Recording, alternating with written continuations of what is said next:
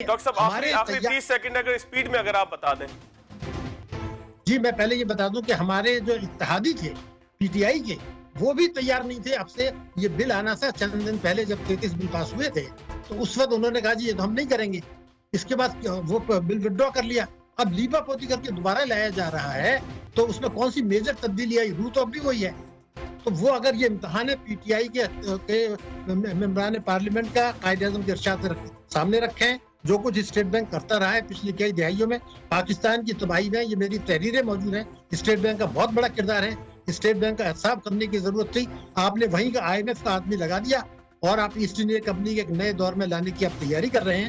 یہ خوفناک خوف آ رہا ہے. بالکل ٹھیک ہے. لیکن ڈاکٹر صاحب آپ اور آپ کے جو ہم پلہ تجزیہ کار ہے وہ پہلے یہ کہتے تھے کہ جب 13.5% شرح سود تھی تو یہاں سے ہاٹ منی کا اخراج ہو گیا، لوگ پیسے کما کے چلے گئے. اب جب شرح سود کم رکھی ہوئی تھی تو پھر تنقید ہو رہی ہے. کہاں کھیلیں پھر؟ نہیں تو آپ نے جو رکھی تھی ہم نے تو وہ رکھی کیوں تھی 13.5؟ آپ نے باہر سے ہاٹ منی لے کر آئے، یہی گورنر صاحب لے کر آئے تھے باہر سے پیسہ 3 ارب ڈالر. تو دیکھیے کوئی بھی چیز حد سے زیادہ کریں گے. یہ 13.5 کی کس نے تھی پہلے بتائی؟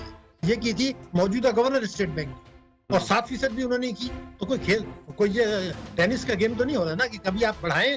13.5 بھی انہوں نے کی، 7 بھی انہوں نے کی، ارب 150 پوائنٹ انہوں نے بڑھائے. مگر میں جو چیز آپ کو بتا رہا تھا کہ یہ تو ثابت ہو گئی کہ آپ نے آئی ایم ایف کا پروگرام اس لیے ہولڈ کرایا تھا کہ آئی ایم ایف کو کہتا ہے کہ یہ آپ اتنی سستا شرح سود نہیں کرنے دیتے.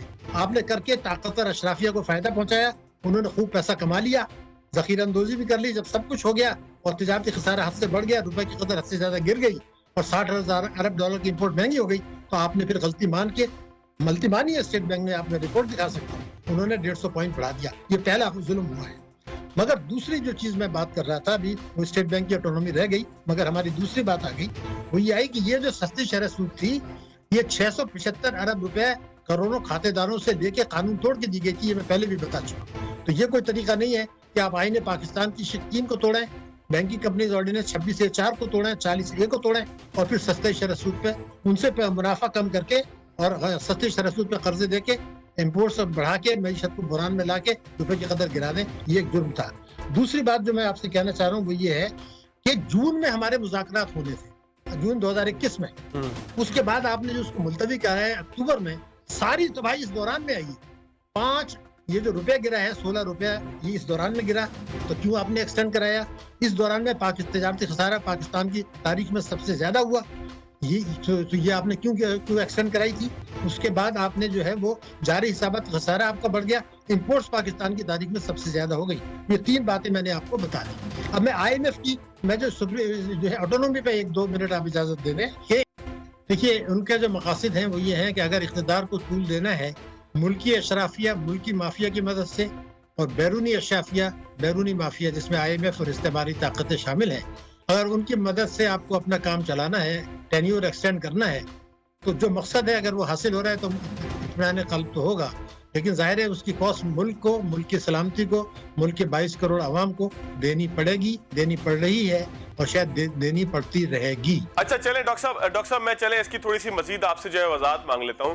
مزمل اسلم صاحب ہمارے ساتھ موجود تھے. جس طرح میں نے تذکرہ کیا ان کا کہنا یہ تھا کہ جی بلکہ 2 روز پہلے جو ہے وہ شوکت ترین صاحب نے بھی یہ کہا کہ 700 ارب کی ڈیمانڈ تھی آئی ایم ایف کی، ہم نے اس کو جو ہے کم کرا کے 350 ارب کر لیا. جی ایس ٹی پہ جو چھوٹ تھی اس کو ختم کرنے کا معاملہ. مزمل اسلم صاحب نے بھی کہا کہ ہم ریفارمز کر رہے ہیں. آپ کو لگتا ہے کہ حکومت ریفارمز کی طرف جائے گی یا جس طریقے سے آپ نے پہلے کہا کہ ٹائم گزارنے والی پالیسی ہے وہ معاملہ ہوگا؟ دیکھیے کل میرے ساتھ پروگرام میں پنجاب کے ایک مشیر خزانہ جو سابق پاکستان کے وزیر خزانہ تھے وہ حکومت کی ترجمانی کر رہے تھے، مگر انہوں نے یہ تسلیم کر لیا کہ آج ہماری معیشت جو ہے وہ آکسیجن ٹینٹ میں ہے، آئی سی یو میں ہے. ان کے الفاظ تھے. ٹھیک ہے نا. تو بیسیکلی تو کھیل جو ہو رہا ہے وہ یہ ہو رہا ہے کہ جو ہم نے آئی ایم ایف کے ساتھ معاملات طے کیے ہیں کسی پاکستانی کو اس میں شبہ نہیں ہونا چاہیے کہ اس کے نتیجے میں مہنگائی کا ایک اور طوفان آئے گا جو پہلے ہی مہنگائی ہے. اور یہ بھی کسی کو شبہ نہیں ہونا چاہیے اس سے پاکستان کی سلامتی کو مزید خطرات لاحق ہوں گے. جو کچھ کیا جا رہا ہے اسٹیٹ بینک ایکٹ کے سلسلے میں، جس کے لیے پی ٹی آئی کے اتحادی چند روز پہلے تک تیار نہیں تھے، اور جب یہ بل پارلیمنٹ میں آنا تھا تو عین موقع پہ اس کو وڈرا کر لیا گیا تھا. اس کے بعد کچھ لیپا پوتی ہوئی، اب دوبارہ پیش کیا جا رہا ہے. تو یہ ایک تو بڑی خطرناک بات یہ ہے. لیکن کچھ 3 اقدامات میں اور بتاؤں گا آپ کو جو حیران کن ہے، جس کی وجہ سے ساری تباہی آئی ہے.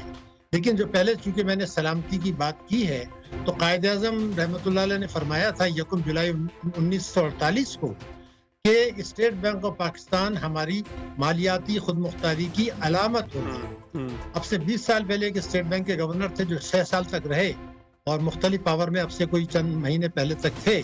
ان کا یہ کہنا تھا as a governor state bank کہ میں خود مختار ہوں اسٹیٹ بینک میں، لیکن جب IMF کا معاملہ آتا ہے تو میری خود مختاری ختم ہو گئی. اگر اس کو آپ مزید اضافہ کر رہے ہیں جوہری طاقت بننے کے بعد تو پھر خدا سے ڈرنا چاہیے. ایک تو یہ بات ہے.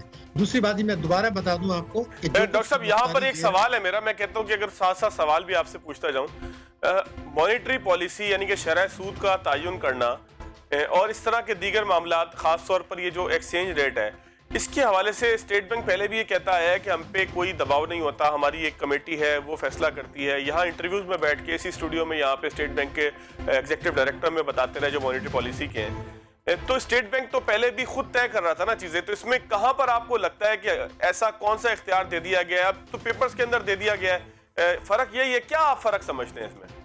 دیکھیے یہ بھی تو اختیار اسٹیٹ بینک کے پاس ہے کہ روپے کی قدر کا تعین اسٹیٹ بینک کر سکتا ہے. منسٹری آف فائنانس کا کوئی رول نہیں ہے. اب آپ ڈنکے کی چوٹ پہ کہہ رہے ہیں کہ جی اسحاق ڈار صاحب نے کئی سال تک اس کو روکے رکھا، تو وہ کہاں چلا گیا؟ اس وقت بھی ڈکٹیشن لیتے تھے. ایک تو یہ بات ہے، مگر میں ماضی میں جانا نہیں ہونا کیا چاہیے یہ بھی بتا دیجیے گا. جی میں بالکل، آپ نے بڑا ایسا سوال کیا جس میں بہت سارے گوشے آ گئے ہیں. مارچ سے جون 2020 تک اسٹیٹ بینک نے جو شرح سود میں کمی کی تھی وہ دنیا کی تاریخ میں سب سے زیادہ تھی. کسی اور ملک نے اتنی نہیں کی تھی، حالانکہ پینڈیمک سے ہمارا نقصان نہیں ہوا تھا. وہ اس لیے کی تھی کہ اس سے پہلے ہم نے IMF کا پروگرام جان بوجھ کے ملتوی کیا تھا اور اس کی قیمت آج دینی پڑ رہی ہے کئی ہزار ارب روپیہ. نقصان ہوا ہے.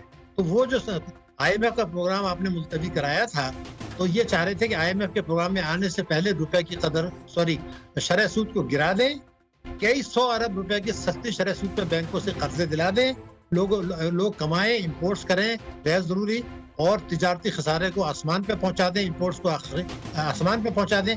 تو میں تو پہلے دن سے واحد آدمی تھا جو کہہ رہا تھا یہ تباہی کا نسخہ ہے. اب اسٹیٹ بینک نے ستمبر میں تسلیم کیا کہ جناب وہ جو شرح سود کی پالیسی تھی سستی کم کی، اس کی وجہ سے تجارتی خسارہ ہمارا بڑھا اور اس کی وجہ سے غیر ضروری امپورٹس ہوئی اور روپے کی قدر پہ دباؤ ہو گیا. اب یہ جو کھیل تھا وہ یہ تھا کہ مئی سے لے کے اب تک ہماری روپے کی قدر میں کمی ہوئی تھی 23 روپیہ، یعنی جو بنتی ہے 46 روپے سال. اس سے پہلے کے جو اس حکومت سے پہلے 10 سال تھے اس میں 5.5 روپے سال گرا تھا. تو یہ جو تباہی بربادی ہے جس کو اب انہوں نے تسلیم کر لیا، وہ اس لیے کیا کہ IMF کے پروگرام کو ملتوی کیا اور اس کے بعد شرح سود سستی کی، اس کے بعد اس کی نتیجے میں روپے کی قدر گری، اور جب تک تباہی بربادی مکمل نہیں ہو گئی اور کمائی بہت زیادہ نہیں ہو گئی انہوں نے شرح سود کو نہیں بڑھایا اور اب بڑھایا ہے. لیکن اس سے پہلے بھی میں نے ایک دن پہلے کہا تھا جب یہ مانیٹری پالیسی آ رہی تھی کہ کم سے کم 200 پوائنٹس کرنے چاہیے اور کچھ اصلاحات، لیکن انہوں نے بہرحال 150 پوائنٹ کیے تو غلطی تو مان لی. ہم